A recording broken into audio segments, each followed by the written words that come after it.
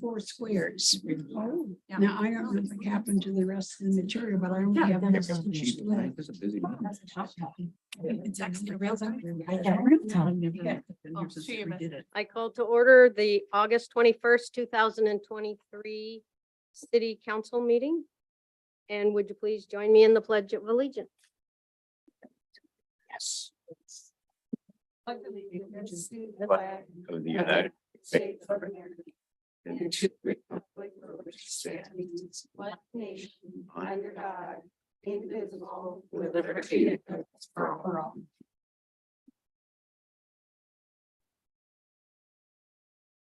Okay. So would you like to read the roll call? Potato. Brown. Cole. Here. Hochstetter. Here. Newman. Here. Reed. Here. Stewart. Here. Everybody's here. All right. And will the clerk please read the consent agenda? Item number 1, biosolids dewatering improvements, project acceptance. Item 2, town center utility and Woonurf project construction management services agreement. Item 3, resolution number 1661, pollution prevention assistance partnership, interagency agreement authorization. Item 4, approval of the electronic payments and warrants in the amount of $1,498,704.06. Item 5, cemetery building construction contract award. Item 6, contract approval, Stafford Suites. Item 7, contract approval for fiber optic services, Astound. Item 8, approval of the meeting minutes from the regular council meeting of August 7th, 2023, and the August 14th, 2023 study session. Thank you. Deputy Mayor Hochstetter, would you please make a motion to adopt the consent agenda? Yes, I move we adopt the consent agenda. Do I have a second? I'll second it. Seconded by Councilmember Potato. Would anybody like to move anything off of the consent agenda? Nobody, seeing none. All in favor? Aye. Aye. Aye. Any opposed? Passes unanimous. All right, we have no public hearing tonight. We move on to regular business, unfinished business. Ordinance number 2863, franchise agreement with Ziply Wireless LLC. Councilmember Stewart, would you like to make a motion? Yes, thank you. I move that we adopt ordinance number 2863 franchise agreement with Ziply Wireless LLC. Thank you. Do I have a second? Yes, I'll second that. Seconded by Deputy Mayor Hochstetter. I will call on City Attorney Andrea Marquez. Thank you, Mayor. Good evening, Council. Before you tonight is ordinance 2863, a franchise agreement with Ziply Wireless LLC. As a reminder, a franchise is a right to use the public right-of-way for the provision of utility services. The proposed franchise is for a period of 10 years, and every project within that term will require separate advanced permits. Law requires 2 separate readings of franchise agreements. Tonight is the final reading of this Ziply franchise and will be asked for a vote. They provide fiber optic services. So this is internet-based services to private homeowners. And Councilmember Potato, at the last meeting, you asked when Ziply would get started. I have an answer for you. They are already in for right-of-way obstruction permits. So it looks like they're chomping at the bit to get started right away. Thank you. All right, is there any comment from the council? No? All right, and since this is a second reading, we will not be asking for comments from the public. Will the clerk please call the roll? Cole. Yes. Brown. Yes. Reed. Yes. Stewart, Yes. Hochstetter, Yes. Potato, Yes. Brown, excuse me, Newman. Yes. All right, passes unanimous. Okay, we move on to ordinance number 2864, franchise agreement with Zipley Fiber Pacific LLC. Councilmember Newman, would you like to make a motion? Yes, I move that we adopt ordinance number 2864, approving the franchise agreement with Zipley Fiber Pacific LLC. Thank you. Do I have a second? I'll second that. Double second. Councilmember Stewart was first. All right. So I will call on City Attorney Andrea Marquez. Thank you, Mayor. Zipley operates through two separate and distinct legal entities, so we're entering into the same agreement with both entities so that they can do work in the right of way. Thank you. Is there any comments from the council? No? Anybody online? All right, second reading also. We will not be asking for comment from the public. Would the clerk please call the roll? Stewart, Yes. Reed, Yes. Brown, Yes. Hochstetter, Yes. Newman, Yes. Potato, Yes. Cole. Yes. Passes unanimous. All right. We will move on to public comment. And those online, if you'd like to make public comment, you may raise your hand or dial *9. Does any public listening or watching have any comments they would like to make regarding any item not on the agenda? If yes, Michelle, would you please read the rules? Is there any public comment tonight? Nobody out there? All right, Mayor, you do have what's that? your list of people. Oh, yeah. That's too close. Would you like me to go ahead and read the rule? I can do- Thank you. Sorry, guys. This is the time for you to address the mayor and the council as a whole regarding items that are not on the agenda. When the mayor calls your name, please approach the podium. And before you begin your remarks, state your name and address or the city in which you reside for the record. You do have 3 minutes to speak. As a reminder, the public comment is not a time for council to hear from, is a time for council to hear from you and not a time to engage in back and forth. If you have a specific question, the mayor may direct you to the appropriate staff member for further discussion. Thank you. All right. Pam Johnson.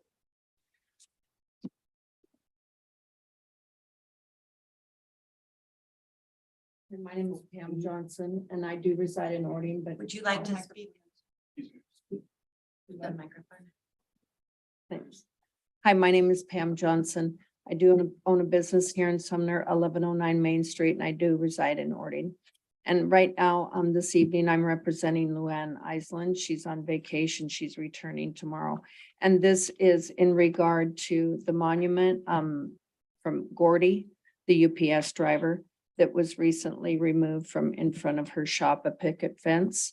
And the concern is, first of all, it was removed originally from Heritage Park, and the belief that it was located here at City Hall. And then it was relocated at Luann's shop, in front of her shop. And the belief is that it was removed, and correct me if I'm wrong, I think Jason, you were probably involved in this. It was removed from in front of her shop because it was believed that was in the right of way. And now we're wondering if it's going to be relocated somewhere else. Yeah, I know you're asking me a question, but it wouldn't be appropriate for me to respond to at this point. I'm happy to talk to you after the meeting. Okay, there are some other questions as well. So would that be also appropriately at that time to be talked to? Okay, well, then we'll do that after this meeting. Okay, thanks. Thank you. George Johnston.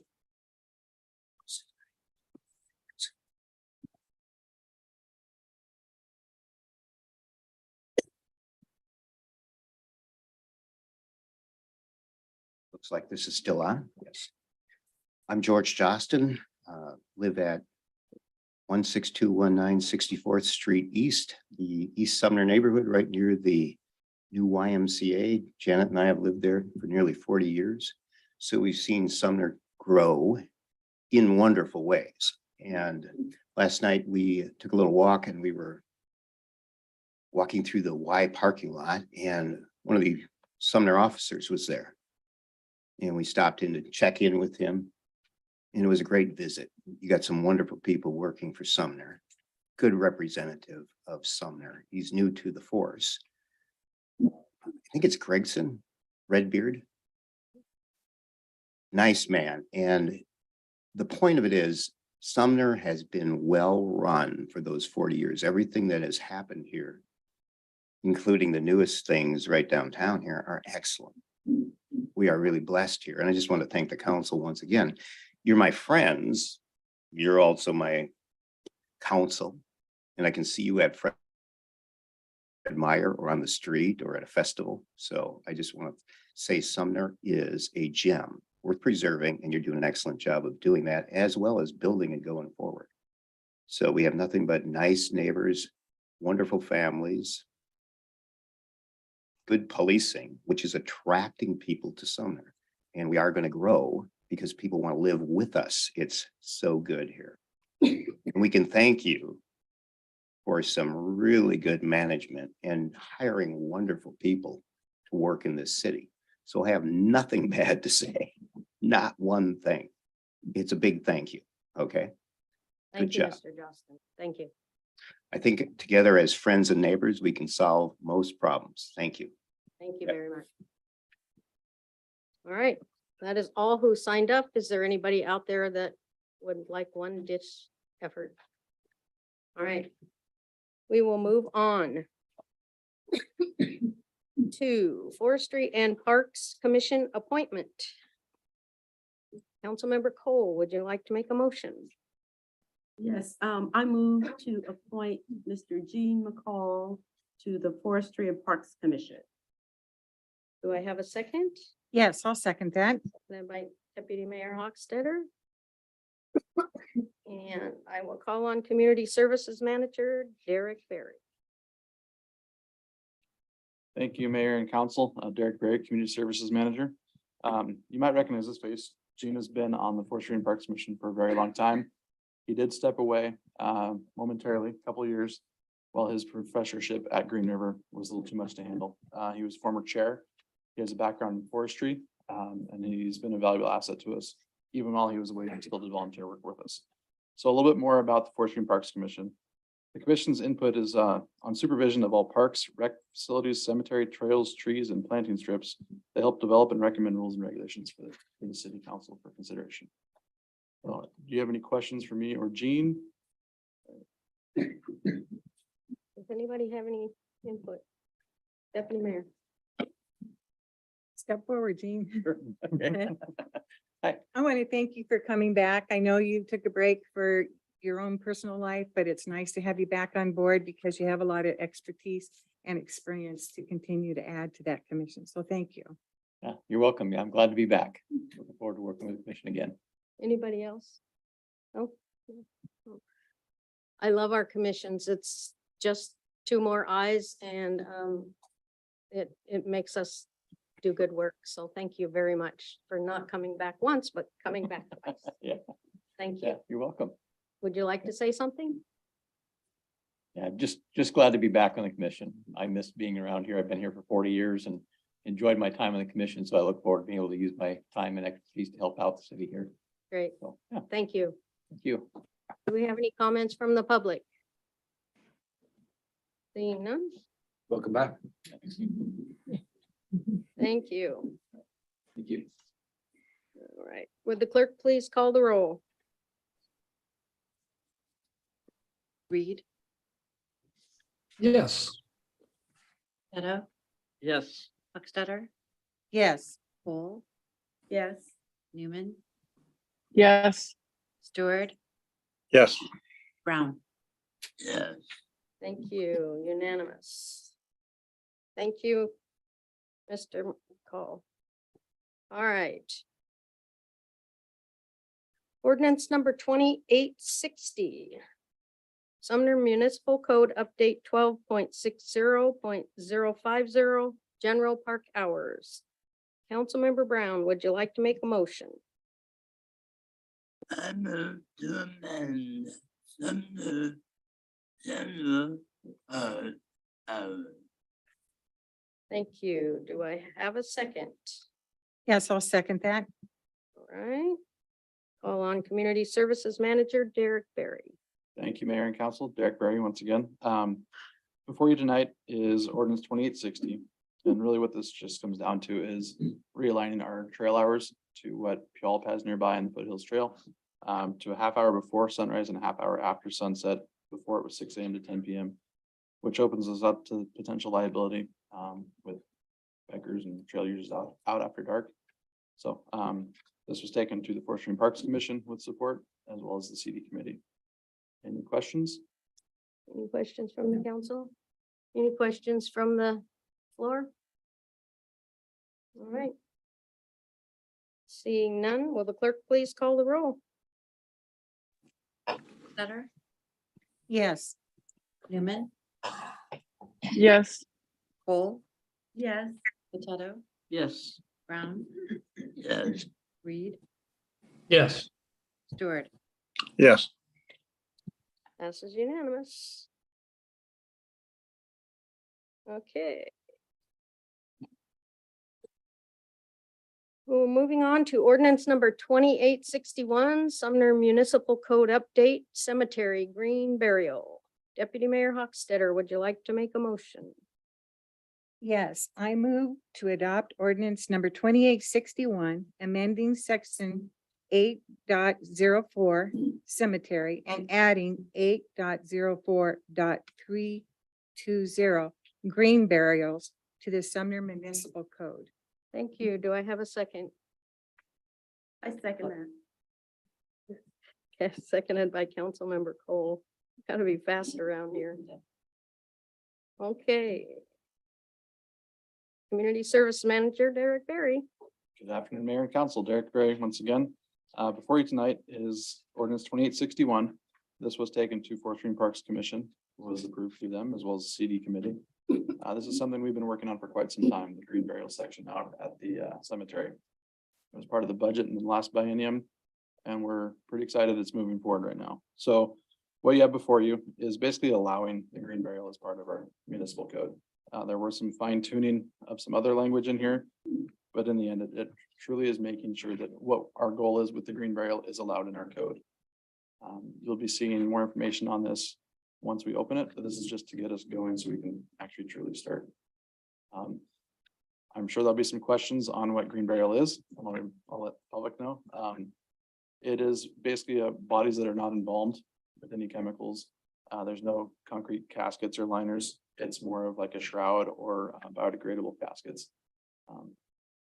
Much more very old fashioned. And it's something that is very uncommon in the South Puget Sound in particular. There's a couple down in Portland. There's one in Goldendale. Bainbridge Island has one. Redmond, and then up in Ferndale. We would be the first municipal cemetery that I'm aware of in the state of Washington to have it. And staff's been working really hard on it. So pretty excited to bring it forward for your consideration. Thank you. Do I have any comments from the public? Mr. McCall, come on up. Okay. Yes.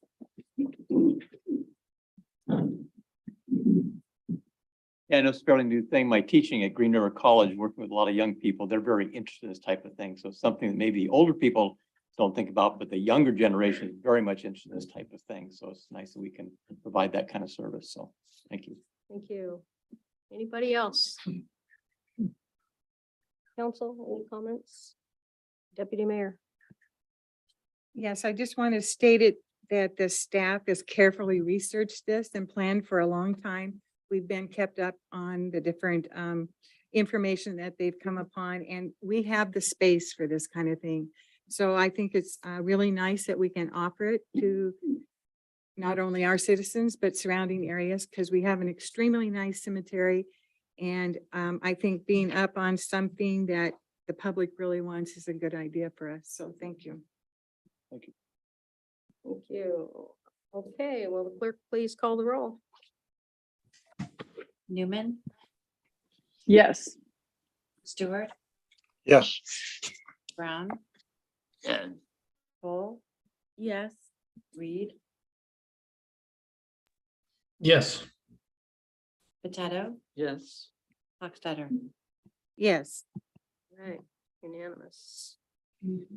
Okay, moving on to ordinance number 2870, delegation authority for bond anticipation note, BAN, Public Works Operations Facility. And I call Councilmember Potato, would you like to make a motion? Sure. I make a motion to approve ordinance number 2870, delegation authority for bond anticipation note, Public Works Operation Facility. Thank you. Do I have a second? I'll Yes. second it. Seconded by, Did I beat him? yeah, I think you guys were at the same time, but we'll take it. Okay. I'm sorry, Mayor, who had the second? Deputy Mayor Hochstetter. I will call on Chief Financial Officer Cassandra Raymond. Thank you. Good evening, everyone. So back in 2000.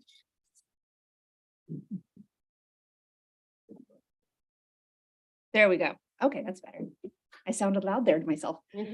So in 2019, the city began the process to acquire land and design a new expanded and modern public works operations facility. We have completed the land acquisition and we are substantially complete with the design on that project. And so we are looking at beginning to phase that construction. The first part of that will be earthwork, demo, and preload at the main facility site. And we are coming before you with ordinance 2870. This is delegating authority to staff to issue a bond anticipation note, which is interim financing to complete that portion of the project. When we look at this overall project, there are a lot of pieces to both the construction as well as the financing. This is a large project.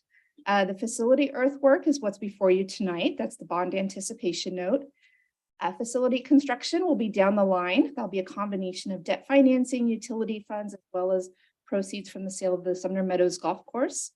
The north parcel earthwork and the decant facility, those two bottom, City Council approved application to the Public Works Trust Fund for debt financing for that portion of the project, and we should have information on that later on in September. But before you tonight specifically is a bond anticipation note. This is interim financing. And what this does, this provides for the issuance and sale of a limited tax general obligation bond anticipation note and the principal amount of $8.1 million in order to provide interim financing for demolition and site preparation for the operations facility, cost of issuance, and then delegating authority to staff to negotiate and coordinate the final terms of the bond to the designated representative in connection with the sale. What that means is the proceeds of this note will be used to fund or reimburse the city for the costs of the project. We are estimating an issue of anywhere between 5 million and 8.1 million. So final debt service will be dependent on the amount that's eventually issued. We'll only issue up to that amount of what's absolutely necessary. The ordinance also provides for the chief financial officer to act as the note registrar. And really what that means is that gives staff the authority to work with our bond counsel as well as our placement agent to market and select the most financially beneficial proposal for the city to issue this interim debt. Within that delegation authority are certain terms. So the principal of the amount of the note cannot exceed $8.1 million.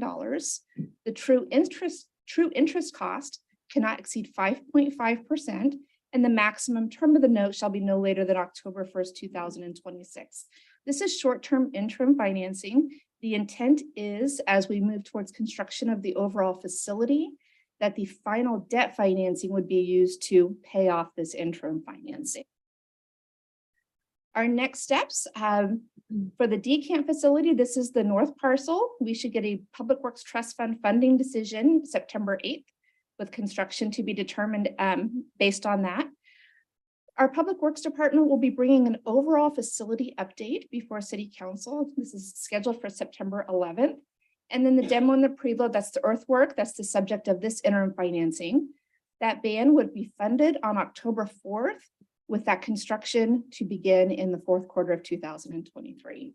I'm happy to answer any questions. All right, any comments from the public? Seeing none, any comments from the council? No. All right. Will the clerk please call the roll? Potato, Yes. Brown, Yes. Reed, Yes. Stewart, Yes. Hochstetter, Yes. Cole, Yes. Newman. Yes. Thank you. You call Councilmember Reed. Yes, I did. All right, passes unanimous. Okay, moving on to reports. Councilmember Cole. Yes, thank you, Mayor. So this past Wednesday on the 16th, there was a meeting of the Rainier Communications Commission. And there was really one agenda item on there and on that agenda. And it was really to discuss the interlocal agreement, the rewrite of it. So I actually had some talking points provided from our city attorney, which was very helpful. Didn't have to go into it too much, but overall, it was an opportunity for the member cities to discuss the issues that they have with Pierce County's new ILA or interlocal agreement draft, the current pros of that draft, as well as the cons. And so for the most part, not for the most part, all of the cities were on along the same path. They agreed totally with how, what the issues were and what the pros and cons were. So that's it. And if you want details, we can talk about those later. Thank you. Thank you. Deputy Mayor, Nothing this evening. Thank you. Councilmember Potato, I don't have anything this evening. Councilmember Brown, Councilmember Reed, Thank you, Mayor. Nothing this evening. Councilmember Stewart, Nothing tonight. Thank you. Councilmember Newman. Nothing tonight. Thank you. All right. So we will have an executive session as part of our special study session following this. First, I will get city administrators' comments. Thank you, Mayor. Coming up at next week's study session, the library will be here to talk about the library capitals facilities area, provide a general update of the next steps, as well as a rough construction timeline. We'll also hear from Community Development Director Ryan Windisch regarding all the housing legislation passed by the state, as well as a timeline for when we need to implement those legislative changes. September 5th is a holiday. It's Labor Day, so we are not holding a meeting that day, and we're also not going to hold a meeting on Tuesday, so you get a week off. And then on September 11th, at the study session, you'll get an update on the Ryan House as well as the operations facility.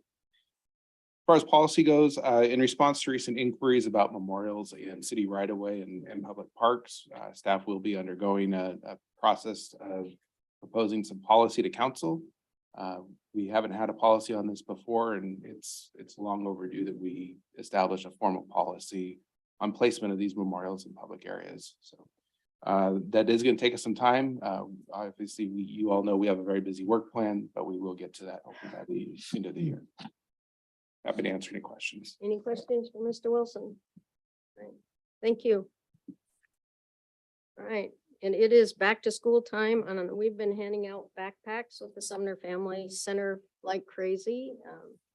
They can always use school supplies, so if you are so inclined, you can drop them off at the school district or at City Hall if you like. And that being said, I will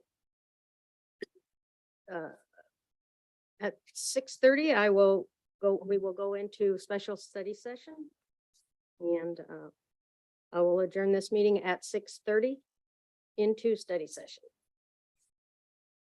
We just take 5-minute recess so I can. Yeah, we will take a 5-minute recess.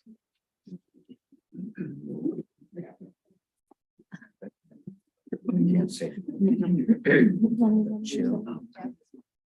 Sure. I was listening. I really was. That was really great. I know. I'm trying to.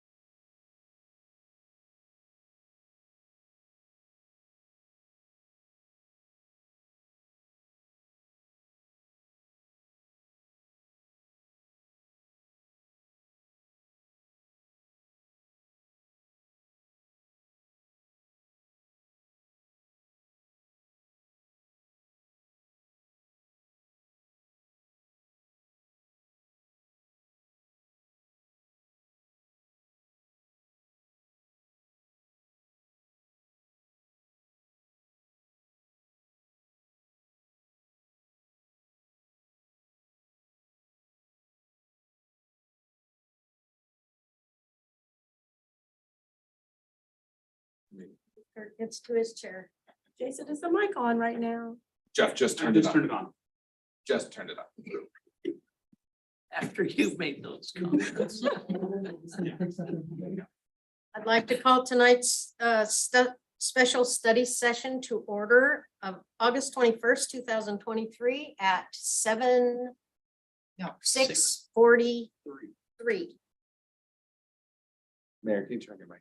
And You turn on your. You gotta turn on your mic. due to copyright laws, this meeting will not be streaming on the city's YouTube channel. And I will call roll. Potato, Here. Brown, Uh, Cole, Here. Hochstatter, Here. Newman, Here. Reed. Councilmember Reed, He's here, he's in the other room. okay. Stewart. Here. All right. So Yeah. I am going to suggest that we change the agenda some and put the executive session before the special study session business so that those that need to go home can go home. Do I have a motion to move the executive session before the study session? Yes, I move we amend the agenda and move this executive session in front of the study session this evening. Thank you. Do I have a second? I'll second it. Thank you. All in favor? Aye. Aye. Aye. Aye. Unanimous. Okay, so now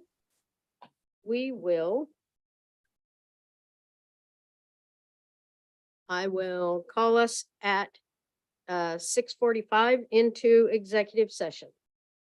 Mayor, you need to read the language. Which language do we have?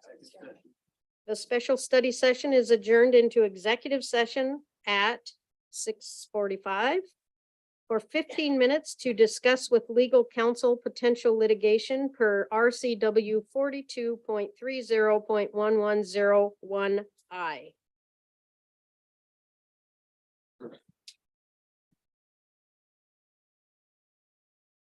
Council, we're gonna move into the other room. We're going in? Yep.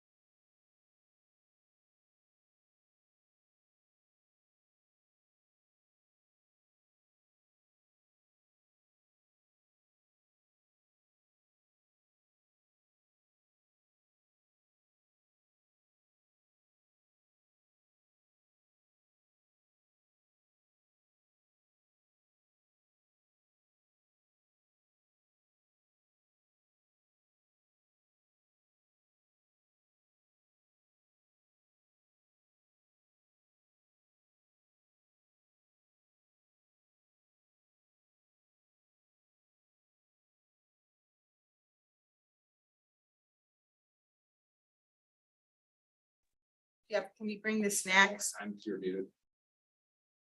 On our end. I will reconvene the study session at 7:13. Paco wanted.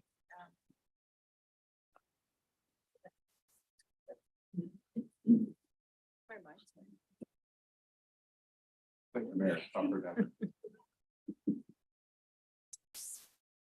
Okay.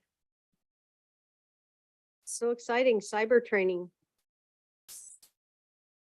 Oh, boy. Good evening, council members. and Thank you for joining me this evening for your annual cybersecurity training. Let me say that again. Good evening, council members. Thank you for joining me this evening for your annual cybersecurity training. If you have any questions during this presentation, please feel free to stop me and we'll discuss anything you want to, okay? Okay.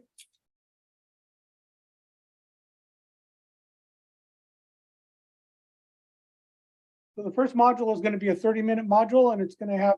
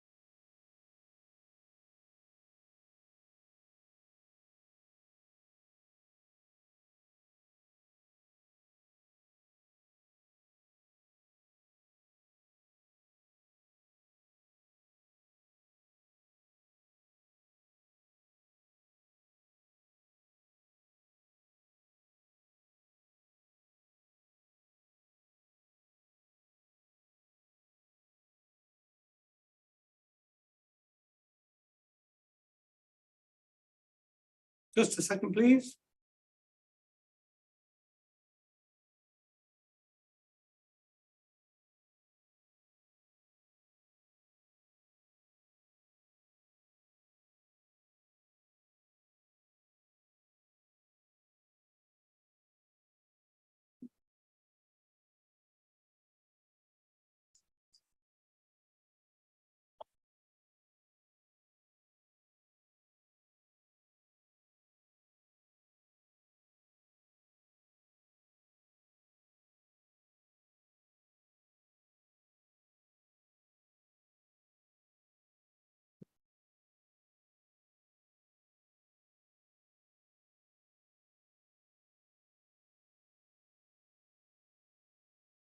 Can you turn the volume up a little bit? Please?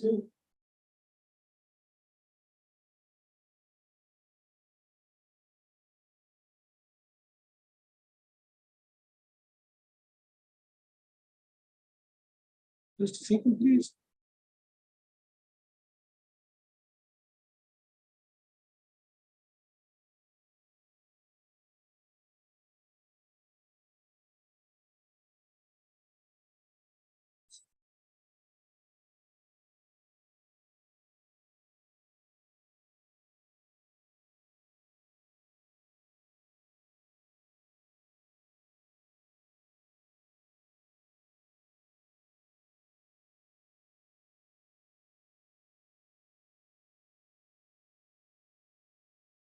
Are we supposed to answer?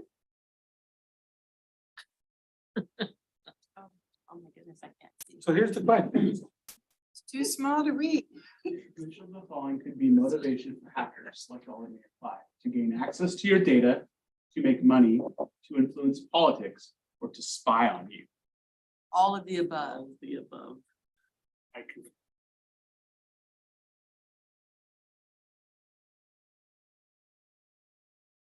That's what I thought.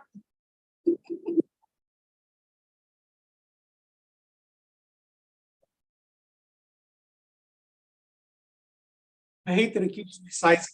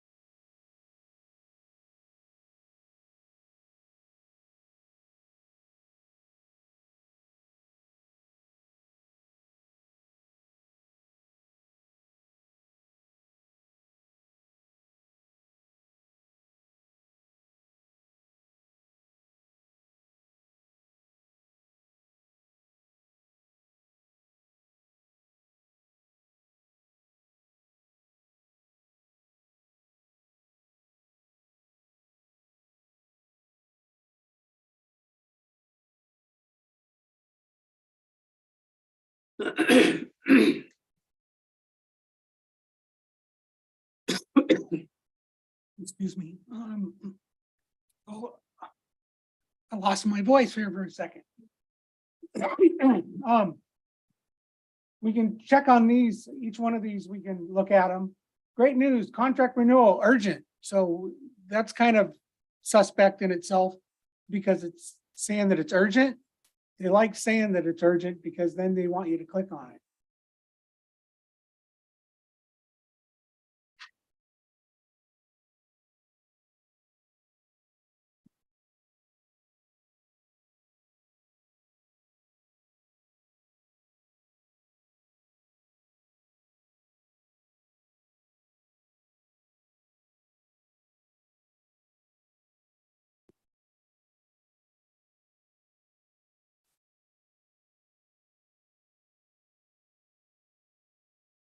Thanks, Jason.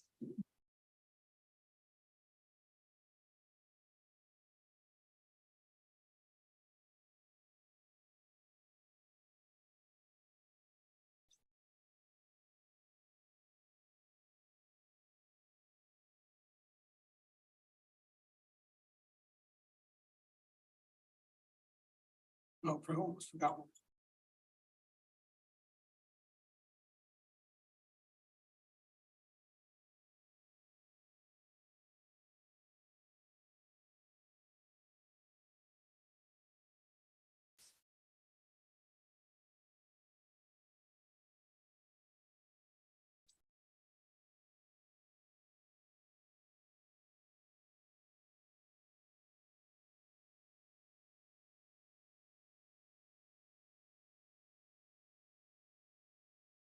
Any questions on that?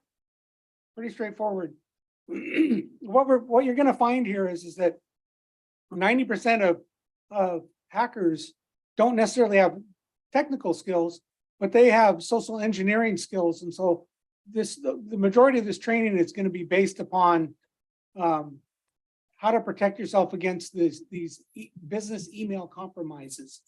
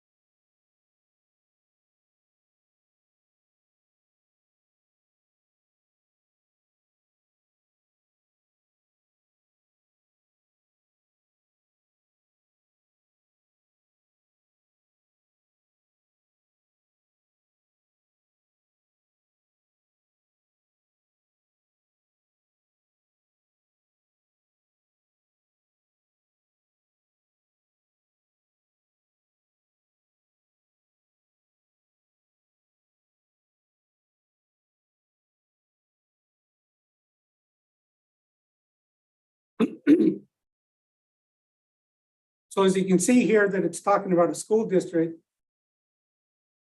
identifying a suspicious email and reported it. Stop the potential of malware spreading. Also, by the way, if you get something you believe that's a suspect email, don't forward it to IT. What you want to do is take a screen cap of it and send that screen capture to us. If you need help doing a screen capture, we can teach you how to do that. But yeah, if you forward it, what ends up happening is our email system will open the attachment on it, which will then sign you up for KnowBe4 training. So please don't forward the emails to us. Just send a screen capture with the suspect email, and then we can investigate it at that point.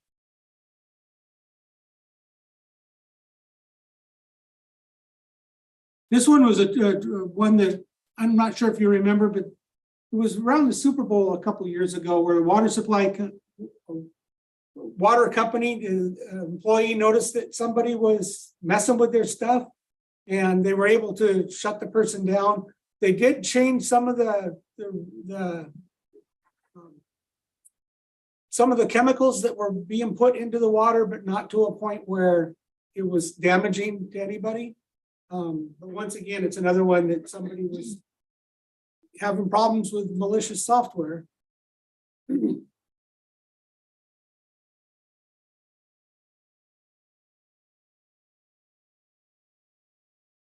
So this one, obviously, it's somebody trying to get a bunch of money, so something to be aware of. Any questions?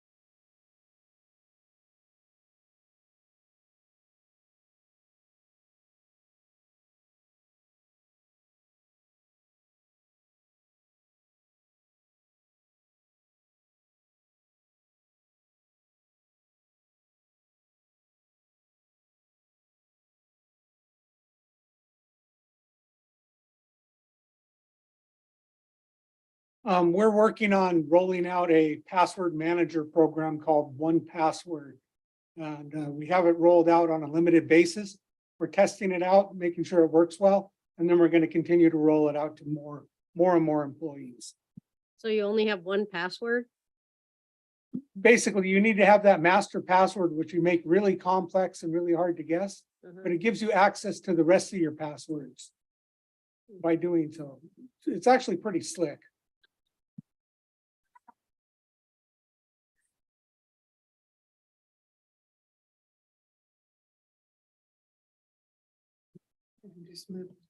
Well, it looks like David struggles with creating passwords, often chooses family names, hobbies, and simple patterns.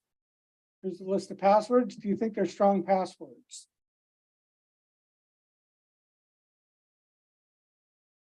Look good Oh, to me. Is that what it means? Is Manchester United? Soccer. Football club. So is this strong or not? No.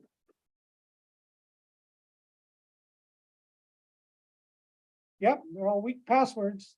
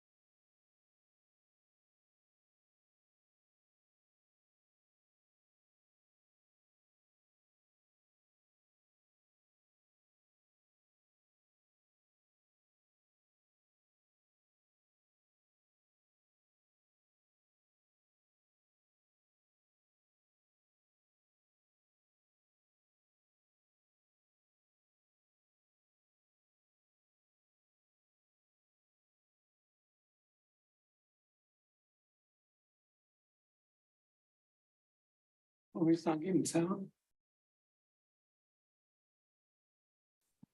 Ask him right now. I figured he's doing it. Patrick, are you still not getting sound? It's really low, but mostly recognizable. Um, When you shared your screen, did you click share audio? Like, you just getting the speakers. Took me a while. You might have to stop. Took me a while to hear that. Bottom left corner.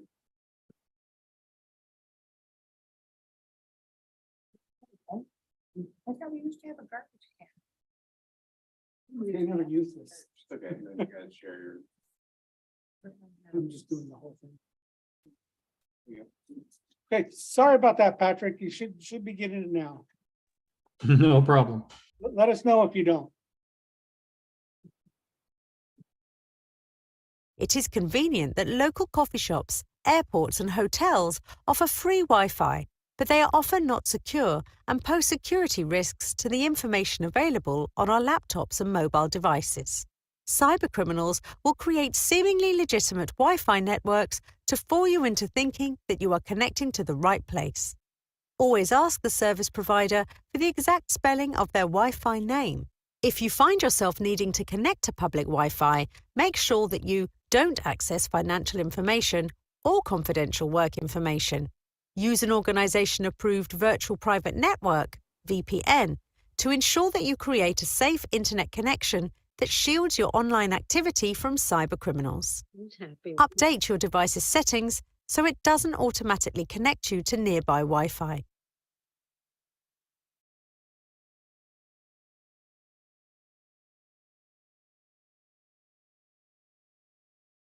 You receive a message on social media account. It says, did you see the picture of yourself? And include a link. Is it safe to click? Happens to me Doesn't all the he time. need his microphone? Yeah, you don't use your mic with that.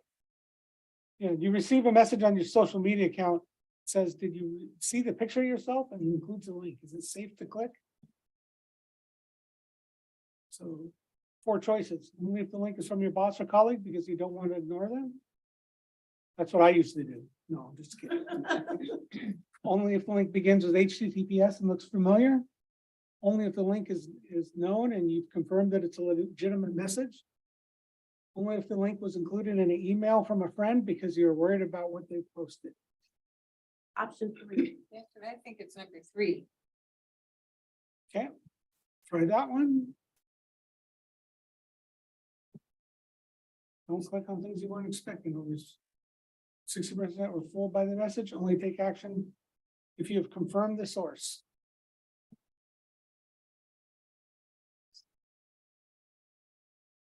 So we're confused. Was number 3 right or wrong? I would say it's right. Sometimes the most surprising attacks come from within an organization due to a lack of awareness or some untrustworthy employees. How does this happen? One way is very simple. The social engineer finds a way to follow an authorized person into a restricted area. This is known as tailgating. Once they are in, they can access unlocked workstations and infiltrate your organization's network. Another way is more difficult to detect because they work within the organization. This is called an insider threat, which could be a disgruntled employee, contractor, or vendor that misuses access to the organization's networks, systems, and data to get revenge or negatively affect the organization. Insider threats are hard to detect, but be on the lookout for unusual behavior, such as copying or researching information unrelated to their job, initiating unauthorized file transfers, or creating unauthorized accounts in the organization's systems. The trust of customers and employees is a top priority. You have an obligation to report unusual activity to save your organization from fraud or unauthorized disclosure of information. Learn your organization's policy on reporting suspicious activity anonymously.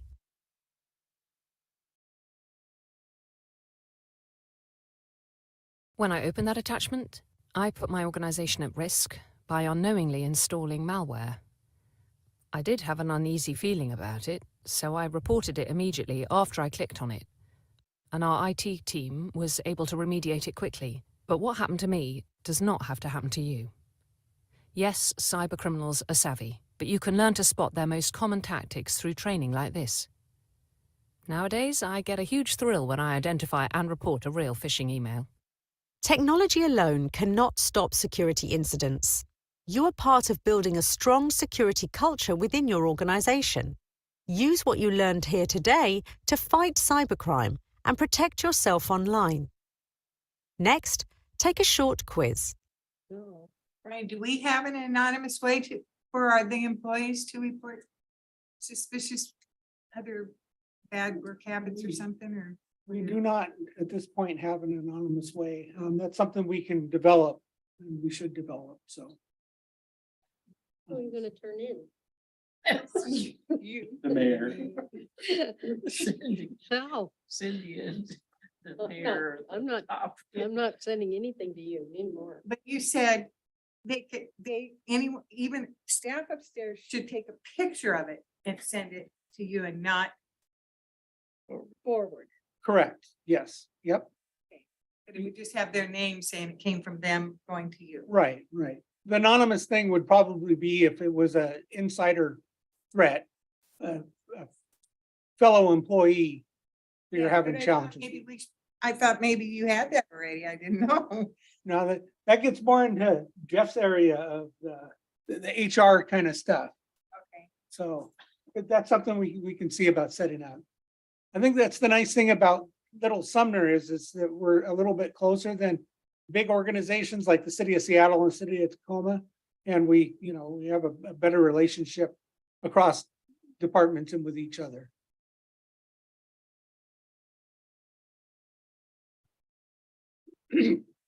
You get an email from HR discussing some new return to office policies. It looks like someone mistakenly attached a spreadsheet entitled payroll to the message. What should you do? Don't open it? Report the message as suspicious? Open the attachment as long as the antivirus scan says that it's clean? Respond directly to the message and let them know about the mistake? Check the from address, and if it's legitimate, sneak a peek at the attachment. Number one. Kurt has a Okay. question. No, are you just saying number one? Number one. Councilmember Brown says number one. Yeah. We'll I go with that? second that. Oh, you're going with three? Ooh. Oh, See, this one is letting us know if it's correct or not.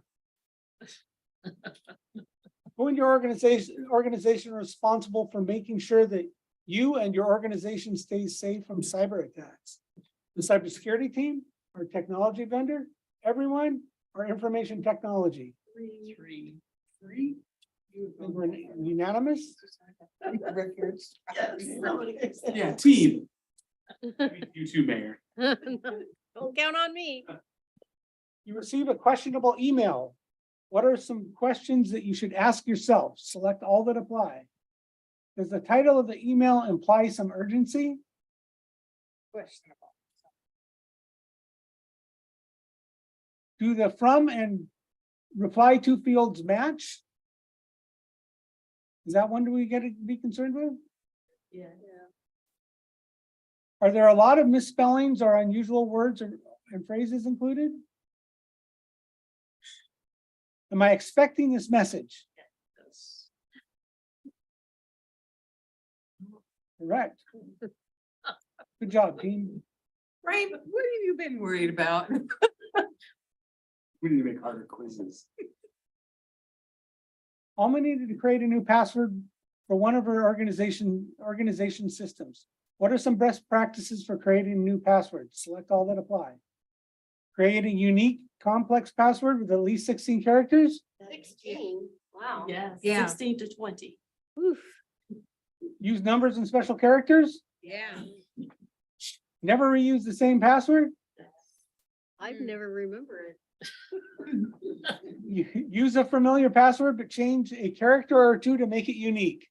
No. Yeah. That's what I did. Yeah. Is that okay?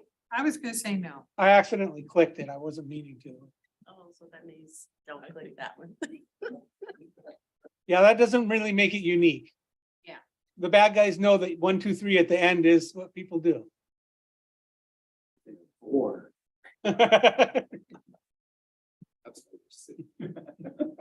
We should take this twice. Receive an email from someone you don't recognize, but that it's listed as an executive in your organization. The message contains a link to a shared file. Which of the following actions will help to keep you and your organization secure? Is that how you spell organization? No. If you're on in the other side of the pond, yes. Yeah, if you're British. Well, if they're gonna screw up on spelling, I'm gonna screw up on that. And they also say process. Yes, they do. Process, and they spell recognize with an S. Did you not a see, Z. and they said full stop for a period. So In Africa, they call it full, FOOL stop. Okay, so let's check these out. Reply to the email and ask if they intended to send it to you before you open it. Ignore the request. They most likely accidentally typed it in the wrong email address. Click on the link. It's okay because the message came from someone you work with. of the mayor. Review the link carefully before taking any other action and notify IT security if it seems suspicious. Number four. Number four, okay, we'll go with 4. Correct. Yeah. You receive an unexpected email that appears to be from a coworker, but you don't recognize the email address. The email is asking you to complete a bank transfer because your coworker is out of the office and the request was urgent from your CEO. Which of the following actions will help you to keep you and your organization secure? Complete the not get transfer. fired. The transfer. From someone you trust. Transfer. Ignore the message, let someone else report it. Call your coworker using a phone number that you know is correct and ask if they sent the message. Complete the transfer, then confirm the request was legitimate. 3. I'm sorry. I didn't give you $1 million. Okay, 4 more questions. You accidentally click on an unknown link in an email and your system seems to be running very slow. Which of the following actions will help keep you and your organization secure? Report it immediately. Delete the message and monitor your computer for other problems. Delete your web browser history, or restart the computer. Number 1. Number 1, yeah. Put in the Um, garbage. And actually, another thing you can do if you're really suspicious about it and your computer is plugged into a network cable, unplugging that network cable, but keeping the computer running. Don't shut down your computer, just unplug it so it's no longer on the network. Because the resident memory has information in there that can help possibly figure out what's going on. So Now there's- you're making it complicated. Okay, So the just report it. Just every cable we can get a hold of, just. Yeah, just Not the power. Not the power. Anything but the power. Yep.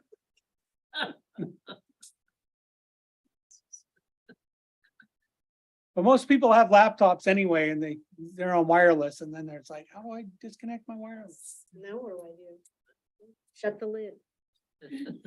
Okay, we need to take a look at this email from a coworker you've never met. What should you do?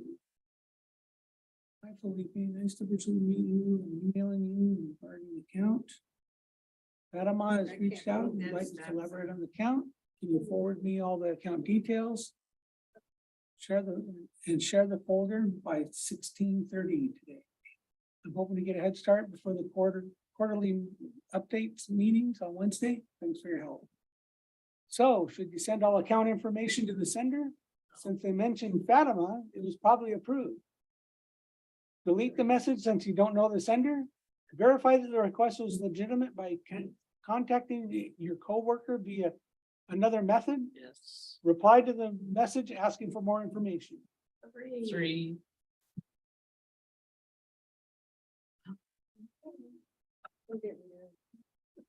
One more to go. 2 more. Coworker needs access to some files of yours while you're out of the office. What's the safest way to give them your password?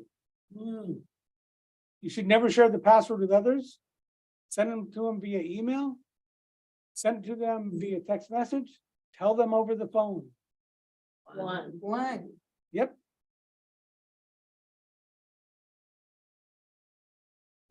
Correct. You guys are so smart. You received a message from your manager asking you to pick up some gift cards on your way to the office and then send her a picture of them because she needs them for an important client meeting. What should you do? Text her back to make sure it's her. Purchase the gift cards and send the pictures. Ignore the request. It's likely a scam. Call and verify the request is legitimate. 3 and 4. A message, does that mean a text? What kind of gift cards? I'd say 4. Say 3. Yeah. So 3 or 4? 3 or 4. Either one. 3? It's gonna be 3. Yeah. Oh. I said 4. Every answer's 3. Also correct. Yeah, 9 out of 10. What did you mean? All those answers were correct? So I said 3 should also be correct. Oh, Just should like have you also. delete the other message, you don't have to. Pass. Oh, When well, I opened that attachment, I don't deserve. they won't let us back up and change it. Darn. Still in it. Congratulations. Oh, Okay, so we did the first 30 minutes. We have a little bit more to do, but thank you very much. There's more? There's just a little bit more. Oh. Halfway done. It better not be. It's an hour. Charlotte's still awake and Patrick's. What is my morning routine like? Not too different from most, I assume. I get out of bed, I brush my teeth, I get dressed for work, make myself some breakfast, and finally, I prepare myself for the long commute to work. I am remote. Hello. One of the keys to being a successful remote worker is to always follow your organization's policies. Look, just because you don't have someone constantly looking over your shoulder doesn't mean that you can slack on security awareness. I'm not only responsible for myself and the organization, I put our clients and customers at risk by not following our policies. The first step to my workday is to log into my computer. Next, I connect to my virtual private network, or VPN. The VPN adds a layer of protection by encrypting my internet connection. Many organizations require the use of a VPN no matter where you're located. You just make sure to follow your organization's policies. Of course, when you log in, it starts with just that, a login. One of the easiest and most important security habits is creating a strong, unique password. I prefer passphrases. Passphrases are sentences that are easy to remember, but hard for others to guess. I like to use quotes from my favorite movies and books. For example, to log into my main work account, I use the line from my favorite movie. What movie is that, you may ask? I will never tell, because that would be inconceivable. A strong password is a great way to prevent your accounts from being compromised by cyber attacks. But why not add an extra layer of security? That's where MFA, or multi-factor authentication, comes into play. MFA is a security feature that prevents access to any account until a second code or PIN is provided. Ooh, time to make lunch. What was I talking about? Accounts. It is a good idea to keep your work and personal accounts isolated from one another. For example, never use your work email for personal reasons, and vice versa. By keeping them separate, you maintain the confidentiality of not only your organization, but yourself as well. Buy 2, get 1 free tacos today after 4 p.m.? Yes, please. And if your organization allows you to use personal devices for work purposes, make sure they stay updated with the latest security patches. Also, be sure to protect your device with antivirus and anti-malware software. My biggest account yet! Who's the man? I'm the man. I'm so good at what I do. One major thing to remember is just because you work from home doesn't mean that cyber criminals are going to magically leave you alone. Not only will they send you the standard phishing email attacks, but they'll also hit you with fraudulent calendar invites for video meetings. Well, I do not know you, so no. Remain vigilant for things like bad spelling, poor grammar, threatening, urgent language, or unusually formatted text. Definitely be wary of any unexpected attachments. I know you want to click on that funny cat video. Don't do it. I live here by myself, and even so, I make sure to maintain high levels of physical security. I keep my doors locked. I always lock my computer and keep my personal devices near me. I make sure to shred all sensitive documents before discard them. The popularity of remote work has continued to grow throughout the years and shows no signs of slowing down. I myself love this life and will continue to refine my security awareness skills. As we embrace remote culture, we should continue to embrace remote security. We are remote.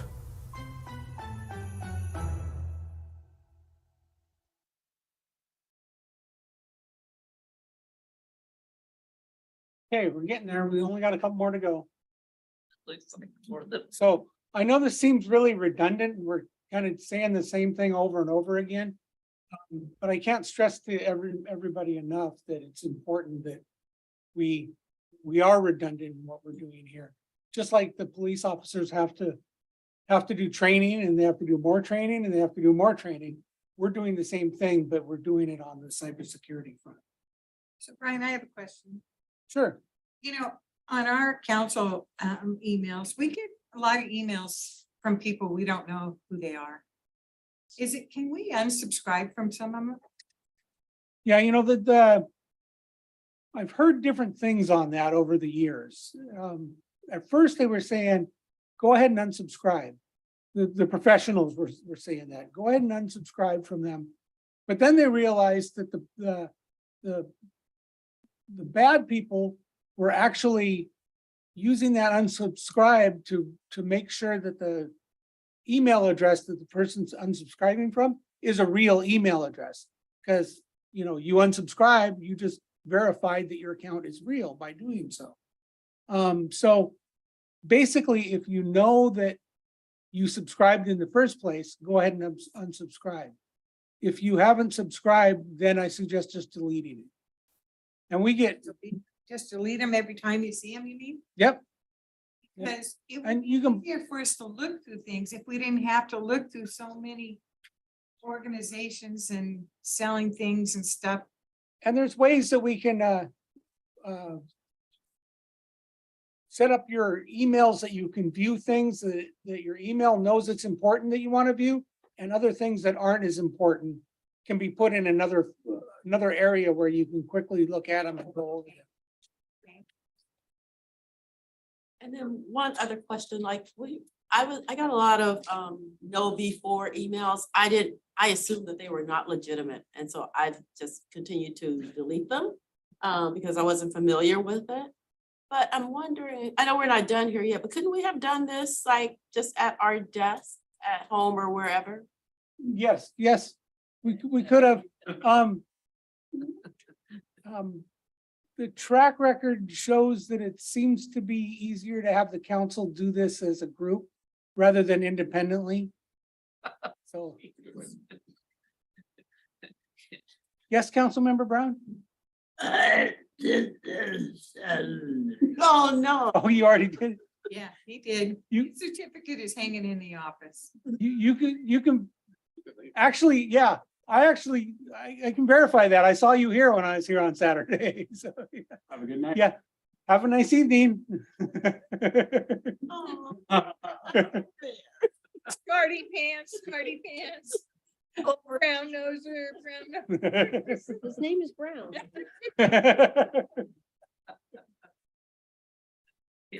All right, sorry, we're prolonging Okay, this. but you know, we do get one that I'm really surprised of, and that is that downtown herbal lady we used to have on Main Street. Can't think of the name. Jubilee. I've always been surprised you let Jubilee's emails come in. she doesn't come to mind. Can't see you. You sure you've never gotten one? I got one long time ago. Are they still around? They're just not here? She moved to Enumclaw and she does mail order and all that. I mean, Okay.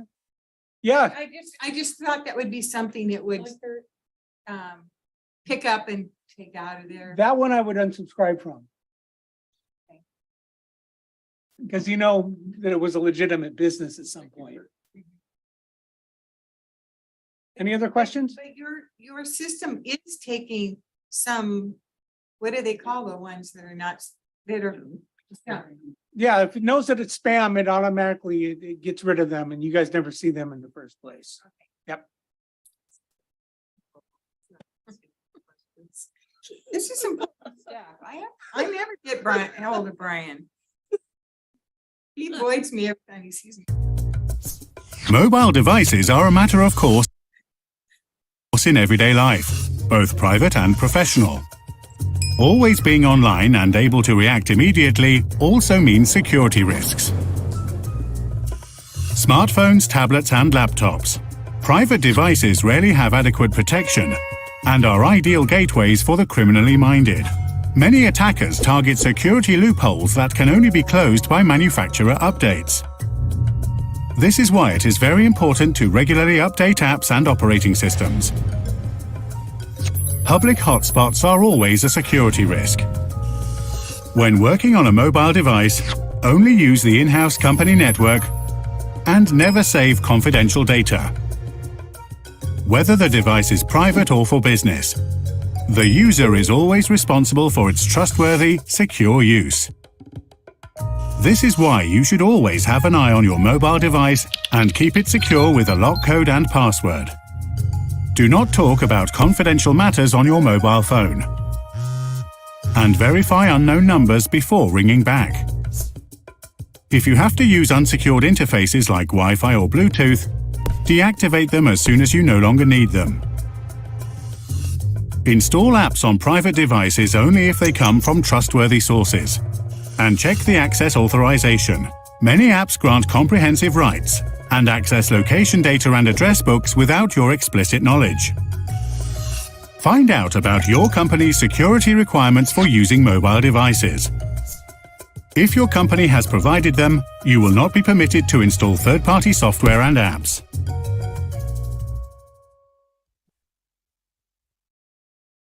Any questions about mobile devices?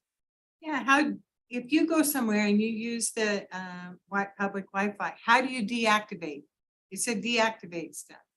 Well, they just want you to, when you're not using your Wi-Fi, to turn it off. And it should be right on your settings menu on your phone if you use an iPhone.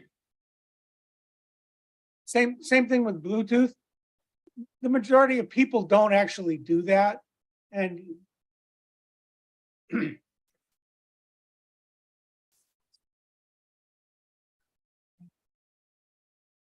the majority of people don't turn their Wi-Fi off. It is good practice to do so, but it is challenging to do so.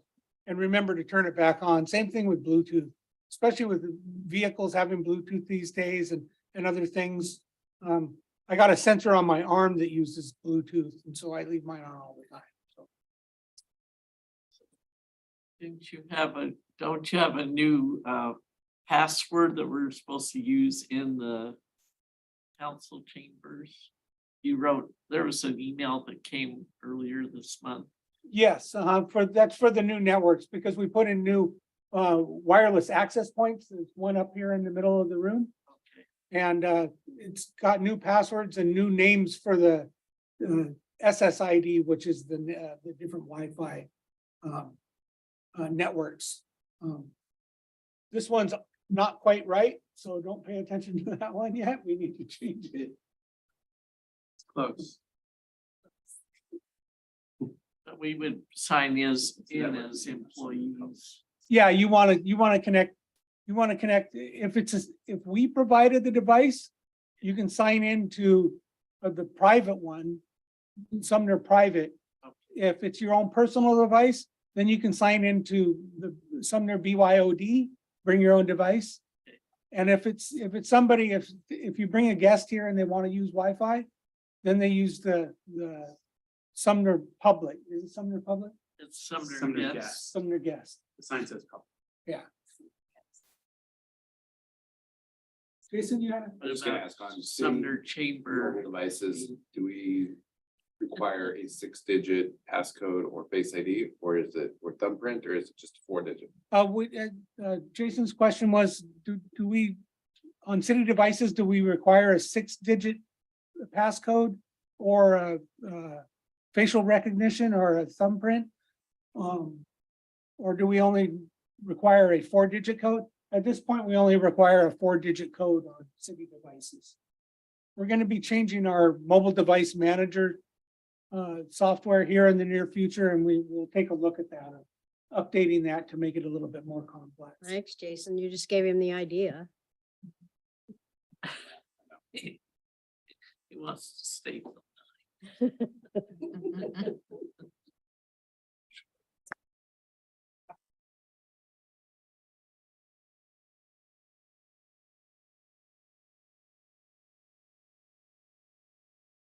So this is how to use a password manager. That would be something we personally have. You don't have one set up for the city yet. This is the one I was mentioning a little earlier that we're working on setting up. We have it deployed to a number of people already, but we haven't fully rolled it out to everybody because we're trying to become familiar with it. So when we do roll it out, we can roll it out easily to everybody so they can start using it right away. Next few minutes, you'll learn what a password manager is, the benefits of using one, as well as the importance of a strong password. All right, so the best way to think of a password manager is as an online vault or safe that protects your passwords. Now, many people use one password across multiple sites, right? Did you know that there are millions of stolen password lists for sale on the dark web? Bad guys buy these lists of previous data breaches and use automated tools to sift through them. So if you have the same password, Yes. they test these stolen lists to see if any of it will unlock any of your other sites. This is known as credential stuffing, using automated tools to get into people's other accounts. Millions of people have bad password habits. A good modern day password will have at least 14 characters, which brings me back to a password manager. Now, this helps to create unique and complex passwords for each one of your sites, while keeping track of your different passwords all in one vault. The only thing you have to remember is the master password. Do the thing we spoke about. Oh, right. The master password. So with Password Manager, you only need to know one password, so you better make it a good one. For example, Gregory Samuels, but I just turn all the E's into 3s, and then I just add 1, 2, 3, 4. That is a terrible password. Yes, I know. Exactly. I mean, it's a perfect example of a weak password. Okay. Well, the best way to create a good password is to think of it as a phrase. So you can use a line from your favorite joke or song or movie to create a good and strong passphrase. So once you have a strong master passphrase, you'll have access to your password manager either through an app on your phone or a plug-in on your browser. This will autofill and manage all your passwords for you. Now, before we go, here's a tip for you. Go to haveibeenpwned.com, enter your email address to see if any of your accounts have been leaked. And if they have, don't forget to change your password. Oh, hey, Mom. Hey, Nels. Hey. Gregory, did you just buy 3 PlayStations and 13 pairs of sneakers? What? Ooh. Dad, the example that you gave, the Gregory Samuels one. Yes? Please tell me it wasn't your actual password. So, I can send you a link to that, haveibeenpwned.com. That's a real site where you can put in your email address. You can put in your work email address and any of your personal email addresses and check them to see if you've been pwned. So pwned is gamer talk, meaning owned. In other words, when one gamer dominates the game, they say, I own this game, I own it, and somehow or other it morphed into the word pwned. And so that's what they use for it. So it's gamer stuff from 10, 15 years ago. So I know. Aren't you glad you're here? Okay, what is a password manager? Select the correct response, an online vault or safe that stores your passwords, a book that keeps, that you keep on your desk containing all your passwords, the passwords you share with your manager, someone you call who gives you a password. Which one? Correct. Versus green, correct. What is credential stuffing? Using the same password across multiple sites. When cyber criminals use available password information to try to log into their accounts. When you share your password with your friends or family. Writing down your password and stuffing the note into your jacket pocket. One. Yeah, I guess one. Using the same password as, or when cyber criminals use available passwords. Sounds like it's number 2. 2. Did they mention credential stuffing? Yeah, I don't remember that one. I didn't understand through the accent. Yes, Oh. the British accent. I know. I thought we were stuffing credentials. Okay. All right. Yay. Well, you got it correct. Okay. Number 2. Yeah. When it comes to establishing a password, what is the best way to make sure you have a secure one? Make up a passphrase using a line from a song, joke, or movie. Your pet's name, include your birthday. And as Jeff and Jason like to talk about, adding 1, 2, 3, 4 to the end. Or what's exclamation point? Always keeping everybody on their toes. Which one would be the correct answer? These questions are too easy. There's some good jokes. How can you check if your password has been compromised? 2. 2? I'm gonna tell you too. Do they have someone on the iPhone? Yeah, if you go on your iPhone and you go under passwords, you have save passwords, it'll tell you if it's been leaked or if you should change it because you've used this password on several websites. Oh, okay. It's just my junior IT tip of the day for iPhone. I don't save my password, so I never get that information on Gosh. Julie is best, 1, 2, 3, 4. Me is best, 1, 2, 3, 4, 5. Excellent. Martha, 1, 2, 3. Yes. How do you access a password manager? You need to apply for one. Your manager must send you a link. You use the app or install an extension via the CD-ROM. 3. Put mine on an 8-track. Right, we got all 5 correct. Well done. We graduated. Yep. We get the certificate. Graduated to the next video. Yes. Do we have that many left? Oh, my goodness. You I know said they're only kinda a quick, couple but- more. That were like, Can't have to work all day. You ever heard of bait and switch? What stands between cyber criminals and your online accounts, your passwords, and not much else? The stronger the password, the harder it is to crack, the safer your accounts. But what happens when a major data breach occurs and your login credentials get stolen? In that situation, even strong passwords can't protect you. The good news is that there is a more secure way to protect your online accounts. Multi-factor authentication. With multi-factor authentication, you remain in control. Multi-factor authentication, or MFA, adds an extra step to your basic login procedure. It combines something you know, your login credentials, with something you have, a device or bank card, or something you are, biometrics such as fingerprints. The most common form of MFA is SMS, or text-based authentication. When you log into an account from an unknown device, the account generates a one-time password and sends it via text or voice message. This is an example of trusted device authentication.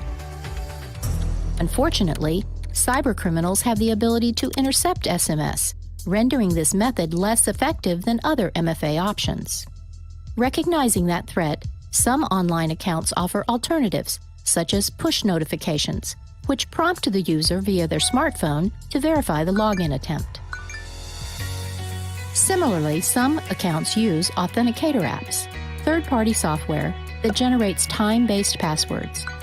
In both cases, the person attempting to access the account also needs access to the smart device. Other versions of MFA require a physical token. For example, when visiting an ATM, swiping your bank card and then entering your PIN qualifies as a two-factor process. Your PIN is something you know, while your bank card is something you have. USB tokens generate one-time passcodes only when plugged in. Without physically possessing the token, it is nearly impossible for a cybercriminal to gain unauthorized access. MFA can also include something you are, known as biometric authentication. Fingerprints, retinal scans, and facial recognition are all examples of biometric authentication. Whether via security tokens, biometrics, or trusted devices, MFA helps protect you by adding an additional layer of security. There's no excuse for weak passwords, of course, but even the strongest passwords remain vulnerable to data breaches and other cyber attacks. Take the next step in security and implement multi-factor authentication wherever possible.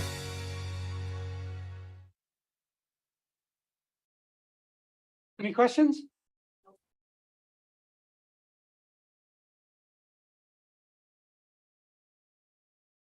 I'm keeping secrets no one needs to know. You can see right through me, baby, 'cause you guessed my password, maybe. And I could do so much better if we could just work together.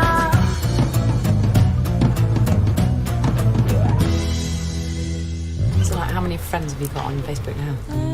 2,300. That's insane. It's Facebook. Guys, have you heard from Gerald? Well, he's due back from his trip later today. Why? He can't get back. I've just had an email from him. He's still in Corsica, and he's had his bag stolen with his computer, his mobile, and his wallet. What? I know. Poor bloke. He sent the email from an internet cafe with what little change he had left in his pocket. Well, has he called the authorities? Yeah, here. I've been in touch with the embassy, but I can't get an appointment until tomorrow morning. Can you send me some cash just to get me through until I get back? You know I'm good for it. Wait a minute, so he can't call, but he's asking you for money. How do we even know this is from Gerald? Yeah. Because it's from his email direct to me. Look, he says, hey friend, sorry to trouble you, but I am in a big problem. Well, why would he email you? Why not just call the office? Ellie, they took his phone. But what if somebody's hacked his email account? The email says he's in Corsica. How would anybody else know he was there? Because they've hacked his account. They're reading his emails. Look, how are you supposed to get the money to him? Right, well, he's asked the hotel manager where he was staying for help, and they're going to let me wire the money to the manager, and he's going to give it to Gerald. Why not send it direct to Gerald? Because he's got no ID. There are so many phishing scams every day that take public information and use it to get money off innocent people. Why would anyone go to all that trouble? Ellie, you'd wire Gerald 300 quid if he was stranded, right?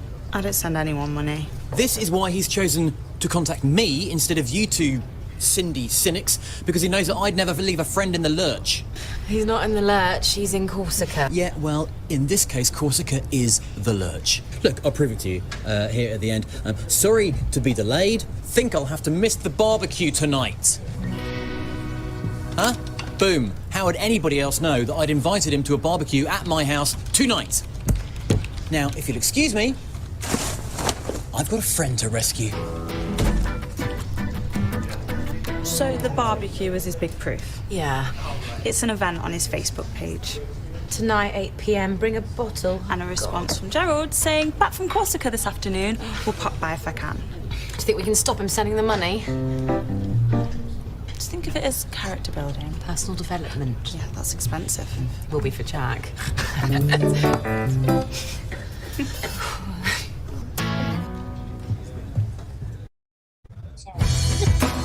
Don't believe everything you read. Be on alert for suspicious emails. If in doubt, delete the email. Tell someone immediately if you suspect an account has been hacked. Always try to verify the sender's identity.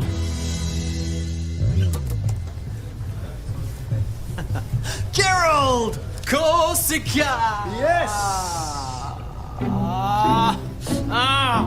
Sorry. See you at the barbecue later. No! I mean, yes! Yes, sorry. Do you want to watch where you're going?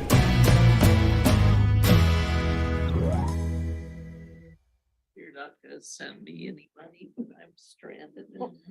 Jeff Bernard sent me an email next week. Mexico. Yeah. Okay, last part. We have a little assessment to take care of. Did you say last one? Last one. Are you sure? This is an assessment. 21 questions. Don't be. 10 minutes. Let's do it. Record times. Yep. Start it. Go. False. Speed. Which of the following provided an additional layer of security by further verifying one's access to an account? VPN. MFA. MFA. Which of the following statements is true? Mobile devices are more secure than desktop devices. Both mobile devices and desktop devices pose the same security risk. Both mobile and desktop devices pose security risk. Mobile devices are less secure than desktop devices. 3. 2 or 3. 2 and 3 say the same thing. Oh, They both pose security risks. yeah, okay, 3. Lock it in. Footprint. Final answer? Yes. Which of the following is example of tailgating? When someone gives you a flash drive labeled confidential salary information, it really contains malware. When someone follows you past the front desk, carrying coffee without scanning the badge, someone who poses as a contractor, when somebody creates an online profile, Carrying the coffee. which one would it be? Did we learn? Yeah, I call that. I think piggyback. one. Yeah, 2. Things when the car's driving too close behind you. Piggyback. When someone creates a online profile that follows you actively very closely. Is that what you picked? Tailgating is Just trust. Someone follows you in the building without scanning in their badge. yeah. Tailgating behind. Oh, okay, okay. Which of the following email types should be reported as suspicious? Any email from a sender with an unexpected attachment? Any email from a known sender containing a link? Any email from an unknown sender? Any email from a known sender containing an attachment? For 1. An unexpected attachment? Yes. Any attachment I get is unexpected. No, I say number 1. Email from an unknown sender, From a known sender. an email from a known sender, No, it's number 1. from an email from an unknown.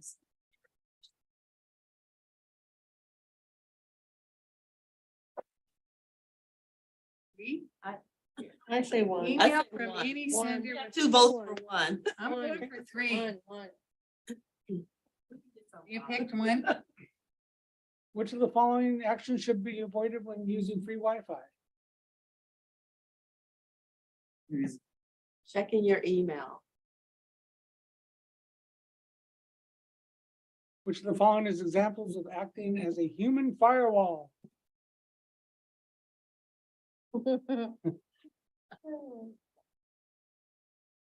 Yes. Content posted to social media websites often reaches a broader audience than intended. Which of the following can you configure to control who sees your content? Privacy settings. Who said that? Yeah. You glad we're all doing this together? Oh, we are. Thank you. Yes. When did we see the stuff about badges? Was I sleeping or? Yeah, I mean, the tailgating. Yeah, tailgating. Yeah. And that was several questions ago. We moved on. Yes. There was another one saying that. That was debate question 3. I would say 3 on this one. What, you received Or an even email 4. containing a lot of internal information. I'd say and 4. Unexpected attachment. What 3 or should 4. you do? Maybe 3 and 4. You can only pick one. Oh, It's 3. I'd say 3. 3. 3. I'd say 3. the one that's been highlighted. Which of the following actions will keep you safe while browsing the internet?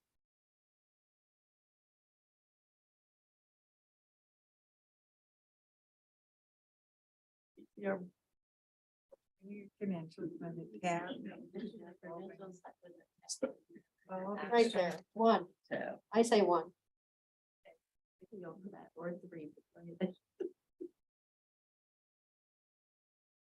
Which of the following will not increase your safety while browsing the internet?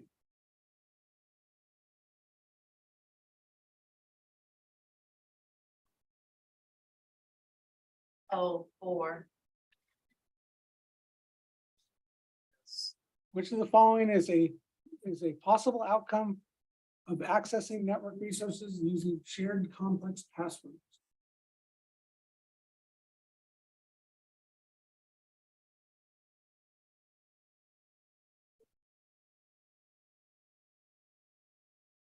Like number one. Well. Well, okay, we like four, thank you. I like number one, but. Help us out there, Jeff.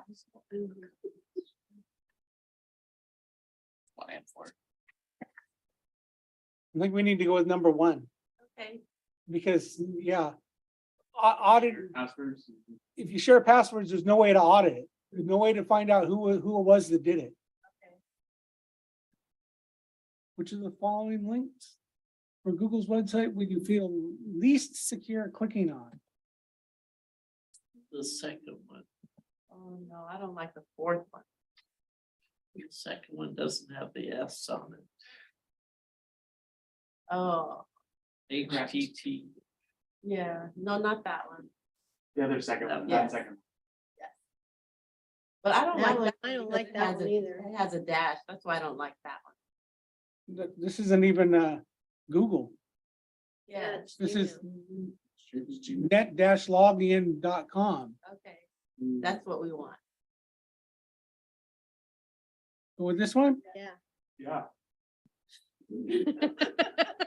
Well, working from home, you receive a phone call from an engineer at Microsoft stating there's an issue with your computer. What should you do?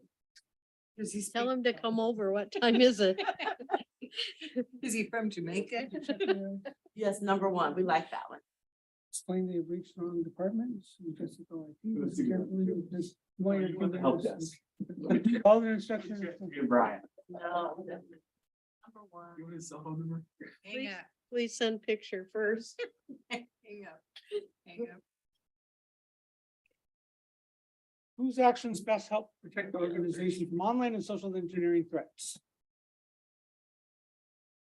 One's actions. Everyone's. Yeah. Yes, we like that. Which of the following is false while working from home? Number one. You don't even have to look past it. Yeah.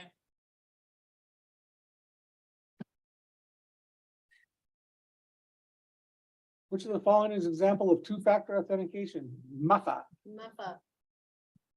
using a one-time password, Do your password What's that? twice. That's a good Where one. is it? having a unique long and complex password, entering a password twice. Number one, First a one. one-time password. Let's put it twice. That's the two factor. Let's spell it right twice. Okay, we're almost done here, almost done. Which of the following social media friend requests seem most suspicious? Request from someone you don't recognize, but they have some common connections and a mix of original and shared content. A request from someone that you recognize, but the account is new and they have very little activity. A request from someone you don't recognize with no shared content, no shared connections and original content. Yes. Yeah. Yes. That's the one? Yeah. Okay. Coworker whom you've never interacted with before sends you an email asking you to click on a link. When is it safe to open unexpected links? Okay, That one. verifying? Yeah. Email arrives? Go for Yeah. that. Okay. You receive a text message from an unknown phone number saying they are from a financial planning team and they want to discuss upcoming employment benefits options. Delete it? Report it? I would just delete it. Yeah, Would? I would report it. Definitely no. Depends on how much they say you're gonna get. I would report it, yes. Report to HR? Or, and And or for IT, so that they both know.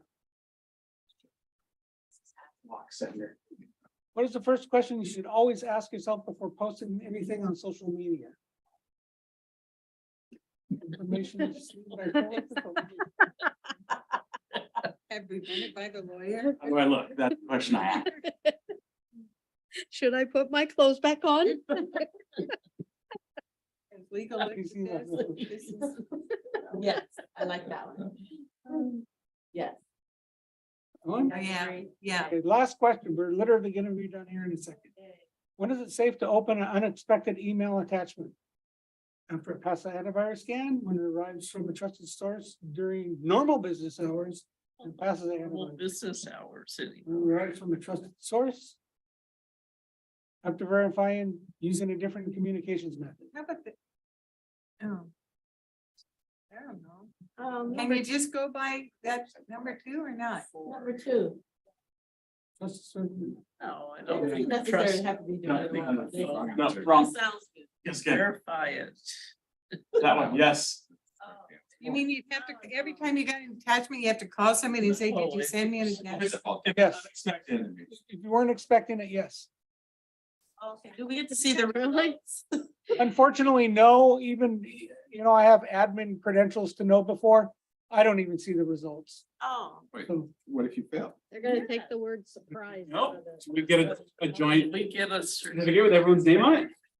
We just rotate it in different offices for like a week and then you can hang it up in your office, Jason. yep, we're all done. Okay, do we get a certificate of completion? Oh, it says, I'll do make. you have 5 more minutes? Oh, Did No. we pass? Thank you. We all passed. So Mayor, you can adjourn the meeting in Proctor. 8:35. Meeting adjourned at 8:35. Bye, thank you. Good night, everyone. It's so nice to have a new clock. It is, even though I can't see it. Or you can see it, sure. Want me to shut down the meeting?